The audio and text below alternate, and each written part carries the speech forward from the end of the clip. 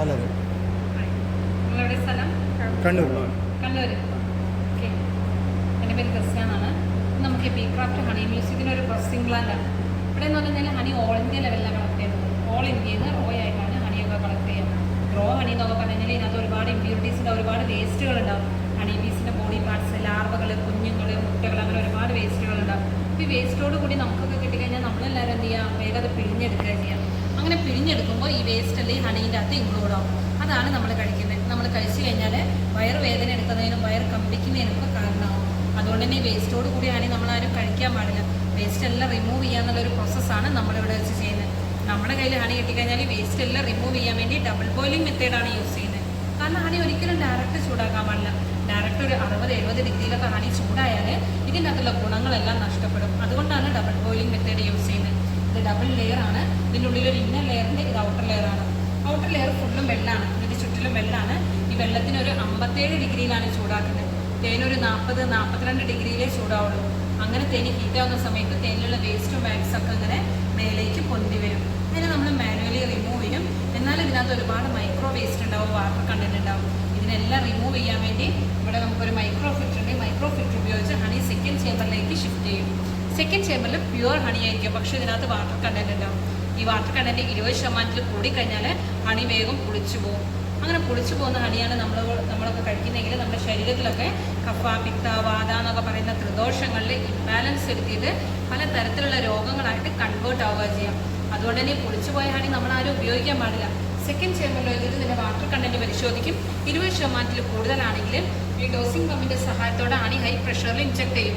Inject ചെയ്തിട്ട് ഈ vacuum ചേമ്പറിലേക്ക് dump ചെയ്യുകയാണ് ചെയ്യുക. അങ്ങനെ ഡംപ് ചെയ്യുമ്പോൾ ഇതിൻ്റെ അകത്തുള്ള വാട്ടർ കണ്ടന്റൊക്കെ ബബിൾസ് രൂപത്തിൽ ഫോം ചെയ്യും. അതിന് ഈ ട്യൂബ് വലിച്ചെടുക്കുക ചെയ്യുന്നത്. വലിച്ചെടുത്തിട്ട് കൂളിംഗ് ടവറിലേക്ക് കൊണ്ടുപോകും. കൂളിംഗ് ടവറിൽ വെച്ചിട്ട് നീരാവി വെള്ളമായിട്ട് കൺവേർട്ട് ആവുക ചെയ്യും. അങ്ങനെയാണ് ഈ ഹണിയിലുള്ള വാട്ടർ കണ്ടന്റൊക്കെ വേർതിരിച്ചെടുക്കുന്നത്. ഇത് നമുക്ക് ഡബിൾ ലെയർ ആയിട്ടാണ് വരുന്നത്. അപ്പോൾ ഇത് നമുക്ക് ഹണിയിൽ നിന്ന് വേർതിരിച്ചെടുത്ത വെള്ളം സ്മെല്ല് ചെയ്ത് നോക്കണമെങ്കിൽ ആദ്യം ഒന്ന് സ്മെല്ല് ചെയ്ത് നോക്കാം.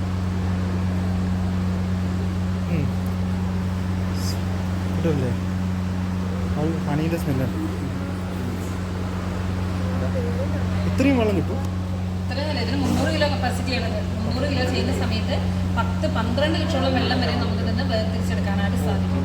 ഇനി ഹണിയിലുള്ള വാട്ടർ കണ്ടന്റ് 20% താഴെയാക്കി വേസ്റ്റ് ബാഗ്സ് ഒക്കെ റിമൂവ് ചെയ്ത ശേഷം ഇവിടെ വെച്ചിട്ടാണ് ഹണി പാക്ക് ചെയ്യാനായിട്ട് എടുക്കുന്നത്. ഇങ്ങനെ പാക്ക് ചെയ്യുന്ന ഹണി നമുക്ക് എത്ര കാലം വേണമെങ്കിലും സൂക്ഷിച്ചു വെക്കാനായിട്ട് സാധിക്കും. ഇങ്ങനെ ഈ പ്രോസസ്സിങ് കഴിഞ്ഞ ഹണി ലൈഫ് ലോങ് ആണ്. ഡ്രൈ സ്പൂൺ യൂസ് ചെയ്യുക, കൈയിട്ട് കഴിക്കാതിരിക്കുക, അങ്ങനെയൊക്കെ നോക്കിക്കഴിഞ്ഞാൽ എത്ര കാലം വേണമെങ്കിലും നമുക്കിത് സൂക്ഷിച്ചു വെക്കാനായിട്ട് സാധിക്കും. ഓക്കെ. ശരിക്കും നമ്മൾ ഈ പ്രോസസ്സിങ് കഴിഞ്ഞ ഹണിയാണെങ്കിൽ നമുക്ക് ലൈഫ് ലോങ് സൂക്ഷിക്കാനായിട്ട് സാധിക്കും. അപ്പോൾ നമ്മൾ ഡെയിലി പ്യുവർ ഹണി കഴിക്കുകയാണെങ്കിൽ നമ്മുടെ ശരീരത്തിലുള്ള ദോഷങ്ങളെല്ലാം ബാലൻസ് ചെയ്യാനായിട്ട് നമുക്ക് പറ്റും. ഓക്കെ. നമുക്ക് ചെറിയൊരു മ്യൂസിയം ഉണ്ട്. ഓക്കെ.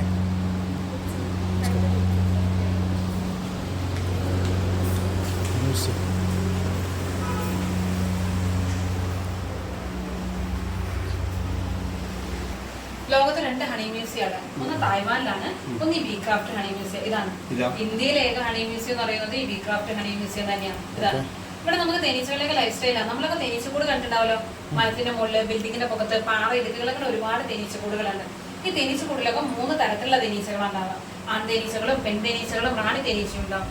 ആൺതേനീച്ചകൾ എന്ന് പറഞ്ഞു കഴിഞ്ഞാൽ പൊതുവെ ലേസി ബീസ് ആണ്, മടിയ നീച്ചകൾ. അവരവിടെ പ്രത്യേകിച്ച് പണികളൊന്നും ചെയ്യില്ല.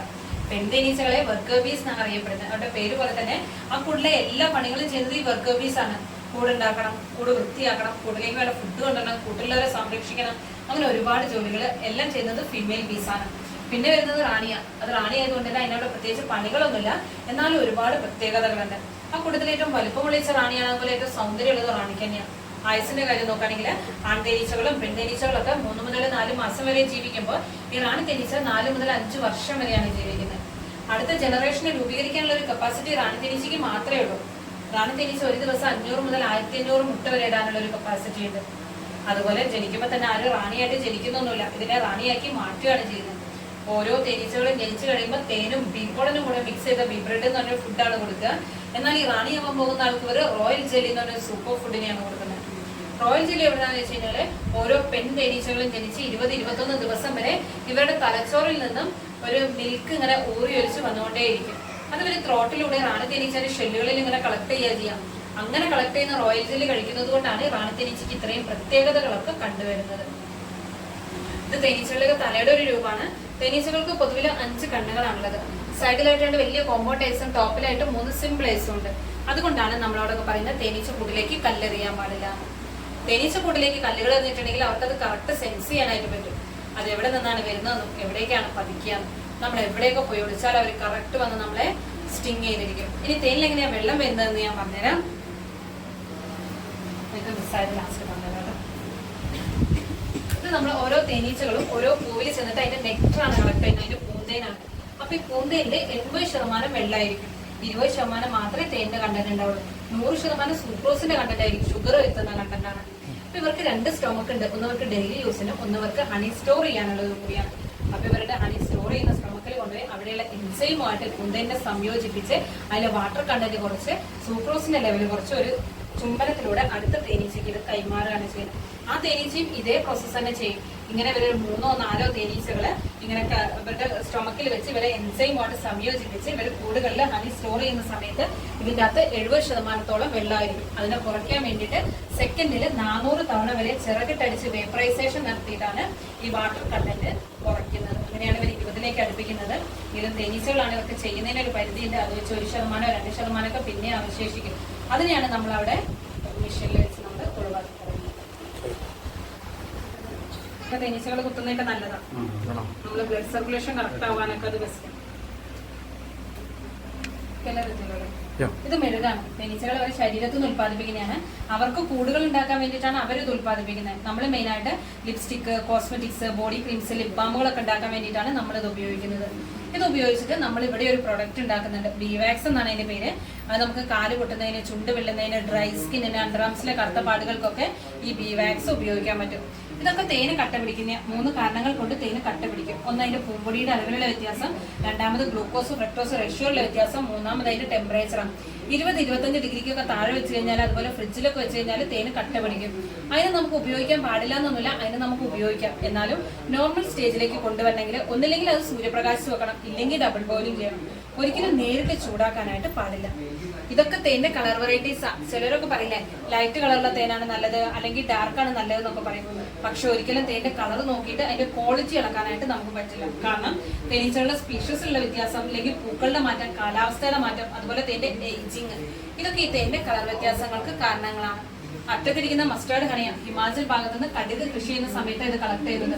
Varicose vein, joint pains, blood circulation correct ആവുന്നതിന്, വാതരോഗങ്ങൾക്ക്, ആർത്രൈറ്റിസിനൊക്കെ ഈ മസ്റ്റാർഡ് ഹണി നല്ലതാണ്. അത് റോ ഹണിയാണ്. അതിനെ പ്രോസസ് ചെയ്യുമ്പോൾ ഈ കളറിലോട്ടൊക്കെ വരികയാണ് ചെയ്യുന്നത്. ഇതൊക്കെ ചെറിയ ഉറുമ്പിന്റെ കണക്കുള്ള തേനീച്ചകള് തുമ്പ, തുളസി പോലുള്ള ഔഷധ സസ്യങ്ങളിൽ നിന്നൊക്കെ കളക്ട് ചെയ്ത് കൊണ്ടുവരുന്ന തേനാണ്. ഹൈ മെഡിസിൻ വാല്യൂ ആണ്. ക്യാൻസർ രോഗത്തിന് വരെ ഉപയോഗിക്കാം. കണ്ണിൽ കുറ്റിക്കാൻ പറ്റുന്ന ഏക തേനുണ്ടെങ്കിൽ അത് ചെറുതേൻ മാത്രമേ ഉള്ളൂ. പൊള്ളിയാലും മുറിഞ്ഞാലൊക്കെ നമുക്ക് വൻതേനുകൾ തേക്കാം. എന്നാലും ചെറുതേൻ തേച്ചിട്ടുണ്ടെങ്കിൽ ഇതിന്റെ പാട് വരെ നമുക്ക് കാണാനായിട്ട് സാധിക്കില്ല. ബെസ്റ്റ് ഇമ്മ്യൂണിറ്റിയാണ്. ഡെയിലി നമുക്ക് ചെറുതേനും മഞ്ഞപ്പൊടിയും ബ്ലാക്ക് സീഡ് ഓയിലും ചേർത്ത് കഴിക്കുകയാണെങ്കിൽ നമ്മളെ ഇമ്മ്യൂണിറ്റി പവർ കൂടും. ആസ്മ രോഗികൾക്കും ചെറുതേൻ ഇതുപോലെ കഴിക്കുന്നത് നല്ലതാണ്. ആസ്മ വരാതിരിക്കാനും ചെറുതേൻ കഴിക്കാം. അതുപോലെ കുട്ടികളൊക്കെ ജനിച്ചാലുടനെ ചെറുതേനാണ് കൊടുക്കുന്നത്. 2.5 വയസ്സ് വരെ ചെറുതേൻ മാത്രമേ കൊടുക്കാൻ പാടുള്ളൂ. ഇദ്ദേഹം ഒരു സയന്റിസ്റ്റ് ആണ്. കാൾബോൺ ഫിഷ് എന്നാണ് പേര്. തേനീച്ചകൾ തമ്മിലുള്ള കമ്മ്യൂണിക്കേഷൻ രീതി കണ്ടുപിടിച്ച ആളാണ്. നമ്മളൊക്കെ കമ്മ്യൂണിക്കേറ്റ് ചെയ്യുന്നുണ്ട്. സങ്കടം വന്നാൽ കരഞ്ഞിട്ട്, സന്തോഷം വന്നാൽ ചിരിച്ചിട്ട്, അങ്ങനെയൊക്കെ. അതുപോലെ തേനീച്ചകള് സങ്കടം വന്നാലും സന്തോഷം വന്നാലൊക്കെ വിവിധ തരത്തിലുള്ള ഡാൻസിങ്ങിലൂടെയാണ് കമ്മ്യൂണിക്കേറ്റ് ചെയ്യുന്നത്. ആ തിയറി കണ്ടുപിടിച്ച ആളാണ് അദ്ദേഹം. അദ്ദേഹത്തിന് നോബൽ പ്രൈസ് വരെ ലഭിച്ചിട്ടുണ്ട്. ഓക്കെ, ഇവിടെ ഒരു സ്റ്റെപ്പ് ഉണ്ട്, എല്ലാവരും ശ്രദ്ധിച്ചോളൂ. അത് നമ്മൾ തേന് കളക്ട് ചെയ്യാനായിട്ട് പോകുമ്പോൾ ഉപയോഗിക്കുന്ന ഡ്രസ്സ്. അത് ഉപയോഗിച്ച് കഴിഞ്ഞാല് ഈ തേനീച്ചകൾക്ക് നമ്മളെ കുത്താനായിട്ട് സാധിക്കില്ല. ഈ തേനീച്ചകൾ നമ്മളെ കുത്തിക്കഴിഞ്ഞാൽ അവരുടെ ജീവനും കൂടി ഇല്ലാതെയാവുക ചെയ്യാം. കാരണം അവരെ നെർവിൽ നിന്ന് വരുന്ന ഒരു സ്റ്റിങ് ഉപയോഗിച്ചിട്ടാണ് നമ്മളെ കുത്തുന്നത്. കുത്തിക്കഴിഞ്ഞാൽ തിരിച്ച് വലിച്ചെടുക്കാനായിട്ട് അവർ ശ്രമിക്കും. പക്ഷെ അത് അവർക്ക് കിട്ടില്ല. അപ്പോൾ അവരെ നെർവ് പൊട്ടുന്നതിന്റെ ഭാഗമായിട്ട് അവരും കൂടി മരിക്കുകയാണ് ചെയ്യുന്നത്. ആൽബർട്ടൈസിയും പറഞ്ഞിട്ടുണ്ട്, തേനീച്ചകൾ ഈ ലോകത്ത് ഇല്ലാതെ കഴിഞ്ഞാൽ വെറും 4 വർഷം മാത്രമേ ലോകം നിലനിൽക്കുള്ളൂ എന്ന് പറയുന്നത്. കാരണം 80% പോളിനേഷൻ നടക്കുന്നതും തേനീച്ചകളിലൂടെയാണ്.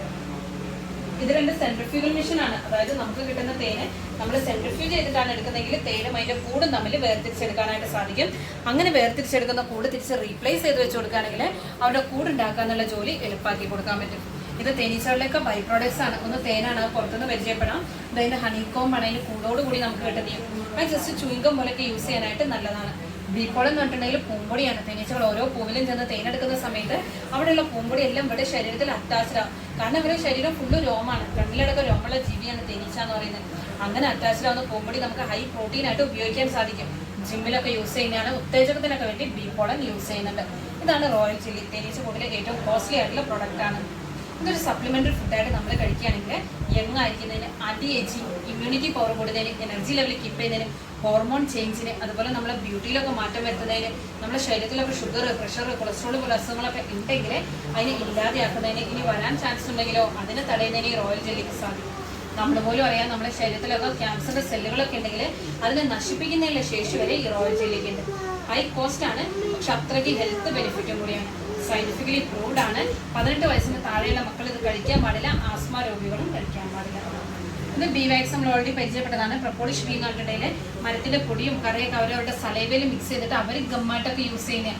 നമ്മൾ ആൻറ്റി ബാക്ടീരിയലായും ആൻറ്റി ഫംഗലായിട്ട് ഇതിനെ യൂസ് ചെയ്യുന്നുണ്ട്. ഓക്കെ, നമുക്ക് ഹണി ടേസ്റ്റ് ചെയ്യാം. വന്നോളൂ കേട്ടോ. ഇത് സിദർ ഹണിയാണ്, കാശ്മീർ ഭാഗത്തുനിന്ന് കളക്ട് ചെയ്യുന്നത്. ആപ്പിൾ സ്പീഷ്യസിലൊക്കെ പെട്ട ജോജോബ എന്ന് പറഞ്ഞ ഫ്രൂട്ടിൻ്റെ പൂക്കളിൽ നിന്നാണ് ഇത് കളക്ട് ചെയ്യുന്നത്. ഇന്ത്യയിൽ കിട്ടാവുന്നതിൽ വെച്ച് ഏറ്റവും സ്വീറ്റസ്റ്റ് ഹണിയാണ്. ബ്യൂട്ടി പർപ്പസിനാണ് ഇത് ഉപയോഗിക്കുന്നത്. സിദർ ഹണി അല്ല, ബ്യൂട്ടി പർപ്പസിന് മാത്രമല്ല, ഇത് നമുക്ക് ഇന്ത്യയിലെ പ്രീമിയാണ്. എന്ന് പറഞ്ഞു കഴിഞ്ഞാൽ നമുക്ക് ഷുഗർ ഉള്ളവർക്ക് ഡയറക്റ്റ്ലി കഴിക്കാനായിട്ട് പറ്റും. അതുപോലെ പ്രഗ്നന്റ് ലേഡീസിനൊക്കെ നല്ലതാണ്.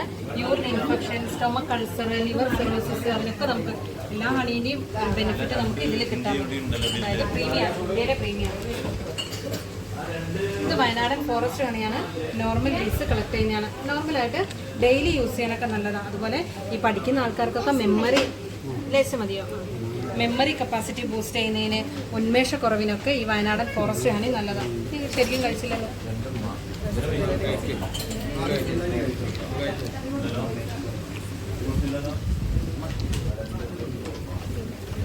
Black forest ഹണിയാണ്. എപ്പിസ് ഡോർസാറ്റ സ്പീഷീസിലൊക്കെ പെട്ട് ഡേഞ്ചർ ബീസ് കളക്ട് ചെയ്യുന്നതാണ്. നോർമലായിട്ട് ഇത് മെഡിസിൻ്റെ ആവശ്യങ്ങൾക്കൊക്കെയാണ് ഉപയോഗിക്കുന്നത്. അതുപോലെ തടി കൂടുന്നതിനും തടി കുറയുന്നതിനൊക്കെ ഇതാണ് ഉപയോഗിക്കുക. രണ്ടിനും ഒരേ ഹണിയാണ് ഉപയോഗിക്കുന്നത്. ഡിഫറെൻറ്റ് മെത്തേഡുകളാണ്. ഞാൻ ലാസ്റ്റ് പറഞ്ഞുതരാം.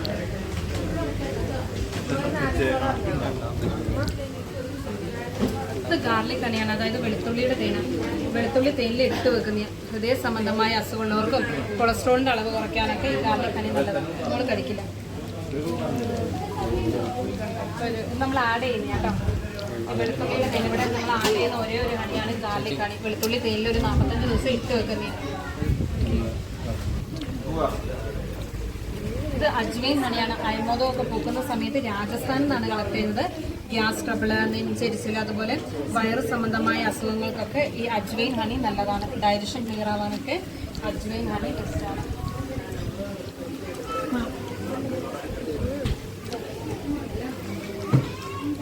കറഞ്ച് ഹണിയാണ്. ഉമ്മരത്തിൻ്റെ ഒക്കെ തേനാണ്.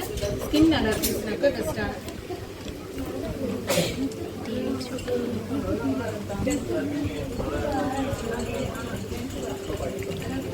സ്കിൻ അലർജീസിനൊക്കെയാണ് ഉപയോഗിക്കുന്നത്.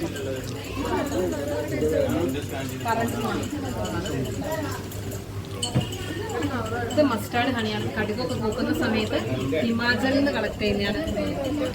നമുക്ക് varicose vein, joint pains, blood circulation correct ആവുന്നതിന് രോഗങ്ങൾക്ക്, ആർത്രൈറ്റീസിനൊക്കെ ഈ മസ്റ്റാർഡ് ഹണി നല്ലതാണ്.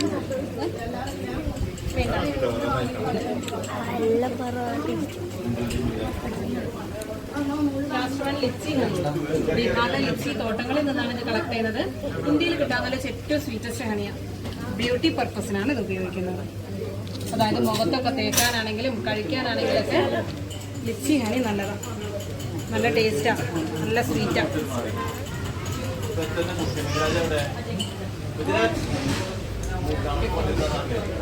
ഇത് ബി വാക്സ് ആണ്. കാല് പൊട്ടുന്നതിന്, ചുണ്ട് വിളുന്നതിന്, ഡ്രൈ സ്കിന്നിനൊക്കെ ഉപയോഗിക്കുന്നതാണ്. നമ്മൾ തന്നെ ഇവിടെ ഉണ്ടാക്കുന്നതാണ്. ഹണീസൊക്കെ ഇവിടെ അവൈലബിൾ ആണ്. സ്പൈസസ് കൗണ്ടറിട്ട് വിസിറ്റ് ചെയ്യാം. സ്പൂണുകളൊക്കെ അതിലേക്ക് ഇട്ടുള്ളൂ. റോയൽ ജെല്ലി കാണിച്ചു ഫ്രീസ് ചെയ്യണം. ഇത് ഡയറക്റ്റ്, അതായത് ഇത് പിന്നെ നമ്മൾ ഇതെന്ന് പറഞ്ഞു കഴിഞ്ഞാൽ നമ്മൾ ഇങ്ങനെ റോ ആകുമ്പോഴാണ് നമ്മൾ ഫ്രീസ് ചെയ്ത് സൂക്ഷിക്കേണ്ടത്. ഇത് റോ ആണ്. അപ്പോൾ ഇത് റോ ആയിട്ട് തന്നെ നമുക്ക് ഡയറക്റ്റ് ആയിട്ട് കഴിക്കാൻ പറ്റില്ല എന്ന് പറഞ്ഞു കഴിഞ്ഞാൽ നമുക്ക് ഡെയിലി നമ്മുടെ ശരീരത്തിലേക്ക് വേണ്ട ക്വാണ്ടിറ്റി എന്ന് പറയുന്നത് 0.5 ഗ്രാമാണ്. അപ്പോൾ നമുക്ക് മെഷർ ചെയ്യൽ ഭയങ്കര ബുദ്ധിമുട്ടാണ്. അതുകൊണ്ട് തന്നെ നമ്മൾ ഒരു മാസത്തേക്ക് നമ്മുടെ ശരീരത്തിലേക്ക് വേണ്ട ക്വാണ്ടിറ്റി എന്ന് പറയുന്നത് 20 ഗ്രാമാണ്. അപ്പോൾ ഈ 20 ഗ്രാം റോയൽ ജെല്ലി 300 ഗ്രാം സിദർ ഹണിയിൽ മിക്സ് ചെയ്തിട്ടാണ് ഒരു മാസത്തെ ക്വാണ്ടിറ്റി ആക്കി കണക്ക് കൂട്ടുന്നത്. അപ്പോൾ ഈ ഒരു മാസത്തെ ക്വാണ്ടിറ്റിക്ക് 4200 രൂപയാണ് വില വരുന്നത്. പക്ഷെ അത്രയ്ക്ക് ഹെൽത്ത് ബെനിഫിറ്റാണ്.